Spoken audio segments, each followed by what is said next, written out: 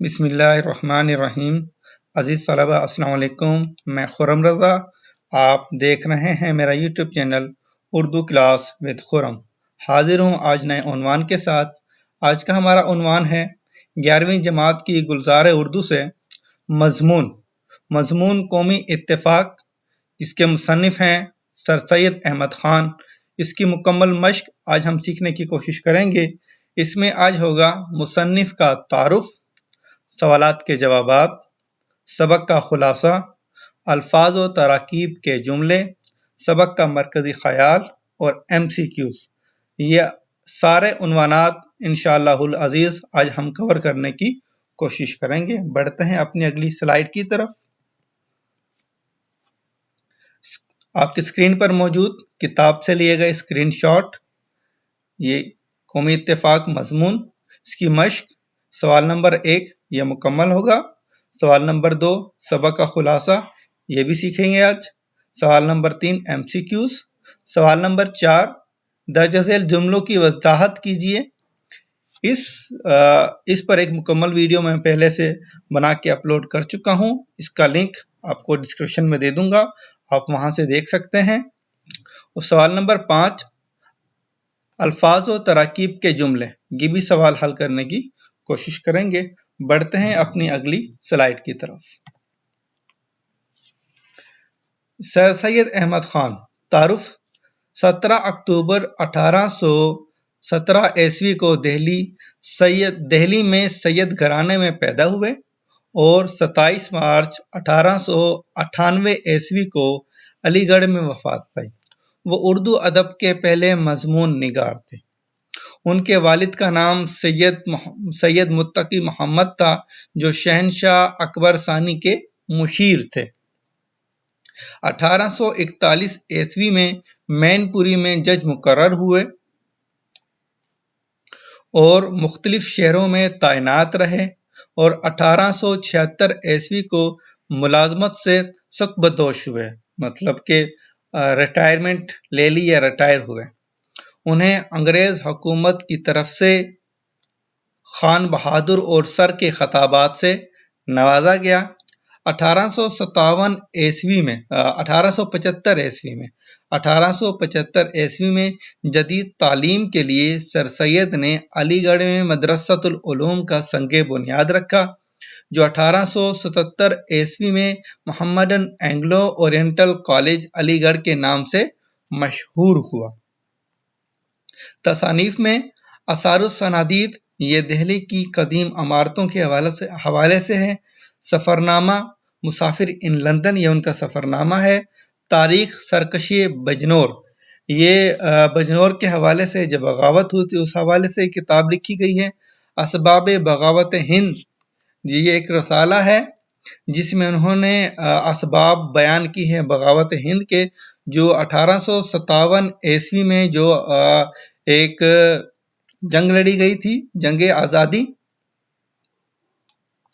خطبات احمدیہ، یہ ان کی کتاب ہے جو سر سید احمد خان نے سر ولیم میور کے جواب، ان کی جو سر ولیم میور کی جو کتاب تھی لائف آف محمد، یہ ان کے جواب میں انہوں نے تحریر کی تھی۔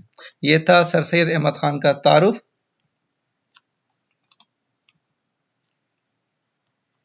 مشق کی طرف بڑھتے ہیں۔ سوال نمبر 1 درج ذیل سوالات کے جوابات دیجیے۔ جز الف، پرانے زمانے میں لفظ قوم سے کیا مراد لی جاتی تھی؟ جواب، پرانے زمانے میں قوموں کا شمار کسی بزرگ کی نسل میں ہونے یا کسی ملک کا باشندہ ہونے سے ہوتا تھا۔ جز ب، اسلام نے تفرقہ قومی کو مٹا کر کون سا رشتہ قائم کیا ہے؟ جواب، اسلام نے تفرقہ قومی جو صرف دنیوی اعتبار سے تھا مٹا دیا اور ایک روحانی رشتہ قومی قائم کیا۔ اس روحانی رشتے کے سامنے تمام قومی رشتے نیست و نابود ہو گئے اور ایک نیا روحانی بلکہ خدائی قومی رشتہ قائم ہو گیا۔ جز ج، سر سید کے نزدیک قومی ترقی کا اولین مرحلہ کیا ہے؟ جواب ہے، سر سید کے نزدیک قومی ترقی کا سب سے اولین مرحلہ یہ ہے کہ ہم آپس کی محبت سے اس عداوت و نفاق کو یکتائی و یکجہتی سے تبدیل کریں۔ جز دال، یکتائی و یکجہتی سے سر سید کی کیا مراد ہے؟ جواب ہے، یکتائی و یکجہتی سے سر سید کی مراد ہے کہ ابنائے جنس مطلب کہ ایک ہی جنس والے، مطلب کہ انسان ذات آپس میں پیار و محبت سے مل جل کے رہیں اور انسانیت کے ناطے مشکل وقت میں ایک دوسرے کی اعانت کریں۔ اعانت کا مطلب ہے کہ مدد کریں، دکھ درد میں ساتھ دیں۔ جز ہے، مسلمانوں کے زوال کا سب سے بڑا سبب کیا ہے؟ جواب ہے، مسلمانوں کے زوال کا سب سے بڑا سبب یہ ہے کہ ہم نے قومی اتحاد و اتفاق کے خیال کو فراموش کر دیا ہے۔ ہم صرف ذاتی مفاد کو ترجیح دیتے ہیں اور قومی مفاد کو ذاتی مفاد کے بھینٹ چڑھانے میں ذرا دیر نہیں کرتے، اس لیے تنزلی کا شکار ہیں۔ بھینٹ چڑھانا مطلب کہ اس پر قربان کرنا، ایک محاورہ ہے۔ سر سید کے مطابق قومی اتحاد کیسے قائم کیا جا سکتا ہے؟ جواب ہے، سر سید کے مطابق آپس کی محبت سے، باہمی دوستی سے، ایک دوسرے کی اعانت سے، ایک دوسرے کی ہمدردی سے اور آپس میں برادرانہ برتاؤ سے قومی اتحاد قائم کیا جا سکتا ہے۔ جز ذ، قومی ہمدردی کے کیا فائدے ہیں؟ جواب ہے، خدا کے حکم کی اطاعت ہوتی ہے۔ دوسرا ہے، امن و امان قائم ہوتا ہے۔ تیسرا، قومیں ترقی کرتی ہیں۔ چوتھا، لالچ، بغض، حسد اور عداوت جیسی بیماریاں جنم نہیں لیتی۔ پانچواں، لوگ ذاتی مفاد کو پس پشت ڈال کر قومی مفاد کو ترجیح دیتے ہیں۔ جز ہے، شخصی اتفاق اور قومی اتفاق میں کیا فرق ہے؟ شخصی اتفاق سے مراد چند افراد کا اپنے ذاتی مفاد کے لیے یکجا ہونا شخصی اتفاق کہلاتا ہے۔ شخصی اتفاق کیونکہ ذاتی اغراض حاصل کرنے کے لیے کیا جاتا ہے جو کسی قوم کے لیے نقصان دہ ثابت ہو سکتا ہے۔ قومی اتفاق سے مراد کسی ملک کے تمام افراد کا اتفاق، خواہ ان کا تعلق کسی بھی مذہب سے ہو یا کسی ایک مذہب کے ماننے والوں کا اتفاق، خواہ ان کا تعلق کسی بھی ملک سے ہو، قومی اتفاق کہلاتا ہے۔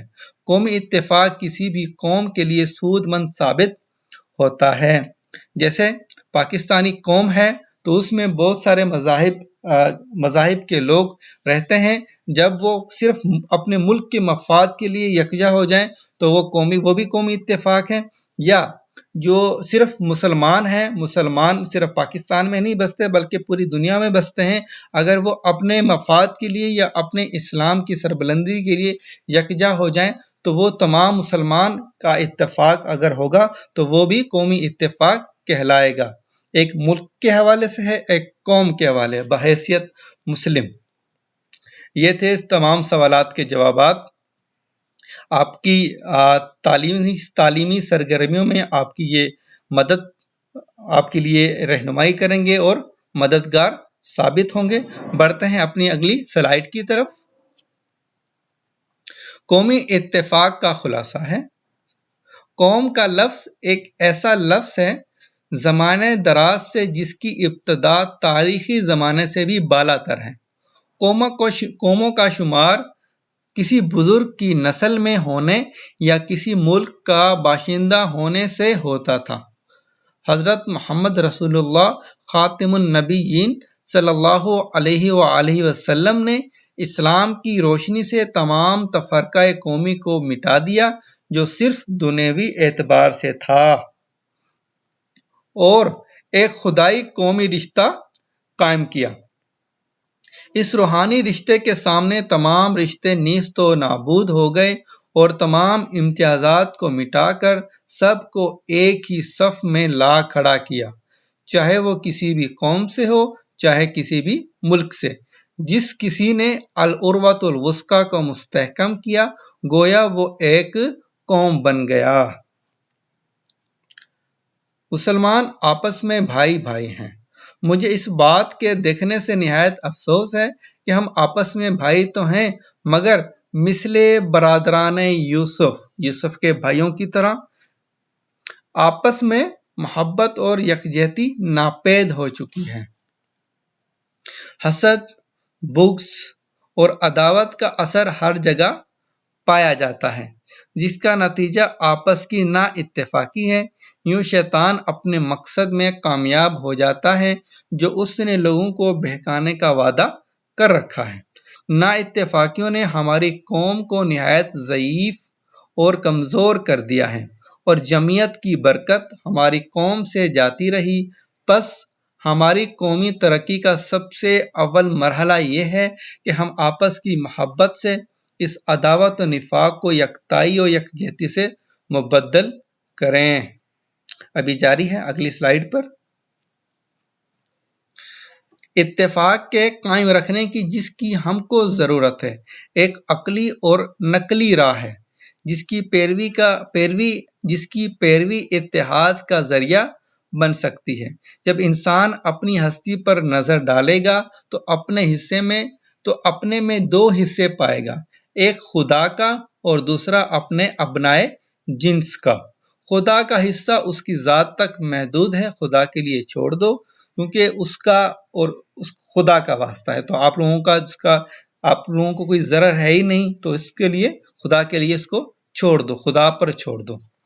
دوسرا حصہ ابنائے جنس کا، جس سے ہم کو غرض رکھنی چاہیے، اور وہ حصہ آپس کی محبت، باہمی دوستی اور ایک دوسرے کی اعانت ہے، جس کے مجموعے کا نام قومی ہمدردی، جو قومی ترقی کے لیے پہلی منزل ہے۔ روحانی بھائیوں کے سوا اور بھی ہمارے وطنی بھائی ہیں۔ ان ہم وطن بھائیوں میں بھی دو حصے ہیں، خدا کا اور ابنائے جنس کا۔ خدا کے حصے کو چھوڑ کر ابنائے جنس سے غرض رکھو۔ تمام امور انسانیت میں جو تمدن و معاشرت سے تعلق رکھتے ہیں، ایک دوسرے کے مددگار رہو۔ اس وقت تعلیم یافتہ دنیا میں جو کچھ ترقی ہے، یا مہذب ملکوں میں جو کچھ طاقت ہے، وہ سب اتفاق کی بدولت ہے۔ بزرگوں کا قول ہے کہ جس طرح اصلی دوستی دنیا میں ناپید ہے، اسی طرح آپس کا اتفاق بھی معدوم ہے۔ یہاں اتفاق سے مراد شخصی اتفاق نہیں بلکہ قومی اتفاق ہے۔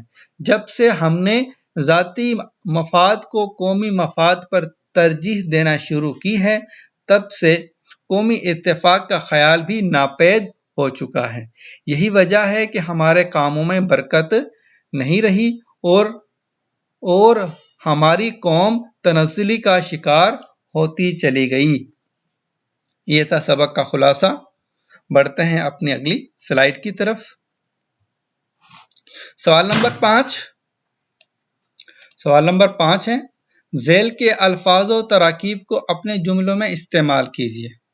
یکجہتی، کسی بھی قوم کی بقا قومی یکجہتی میں مضمر ہے۔ رشتہ اخوت، آپ صلی اللہ علیہ وسلم نے انصار اور مہاجرین میں رشتہ اخوت قائم فرما دیا۔ اعانت، ایک دوسرے کی اعانت سے پیار و محبت میں اضافہ ہوتا ہے۔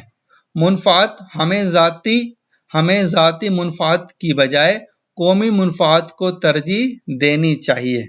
ابنائے جنس، اسلام نے ابنائے جنس کی اعانت کا درس دیا ہے۔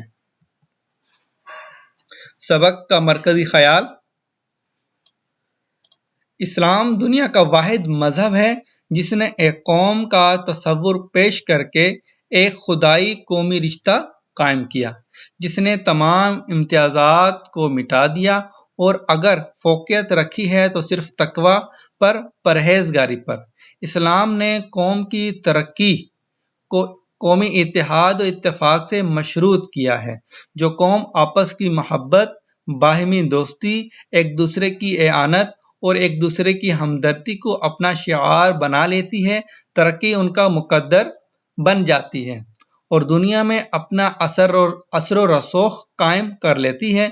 جو قوم ذاتی منفعت کو قومی منفعت پر ترجیح دیتی ہے تو اس قوم میں حسد، بغض اور عداوت جیسے موذی امراض جنم لیتے ہیں جو اس قوم کی تنزلی اور زبوں حالی کا سبب بنتے ہیں، یہاں تک کہ وہ قوم اپنا اثر و رسوخ کھو بیٹھتی ہے۔ موجودہ دور میں یہی حال مسلم امہ کا ہے جن کا ماضی اتنا شاندار تھا اور حال اتنا تابناک۔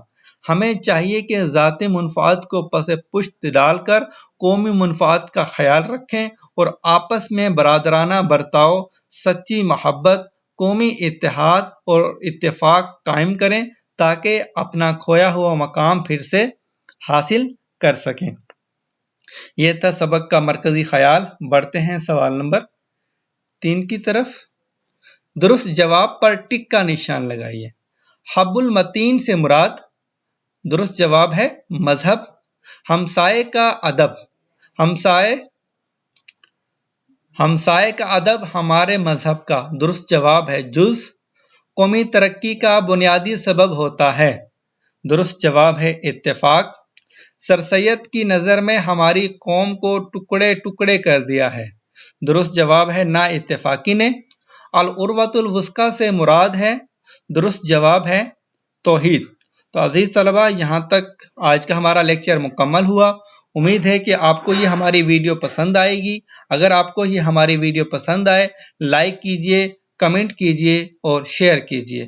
جن دوستوں نے ابھی تک ہمارا channel Urdu class with Khurram subscribe نہیں کیا تو اردو کلاس وتھ خرم کو سبسکرائب کریں اور ساتھ میں لگے گھنٹی کے بٹن کو پریس کریں تاکہ ہماری نئی آنے والی ویڈیو آپ تک وقتاً فوقتاً پہنچتی رہے۔ شکریہ۔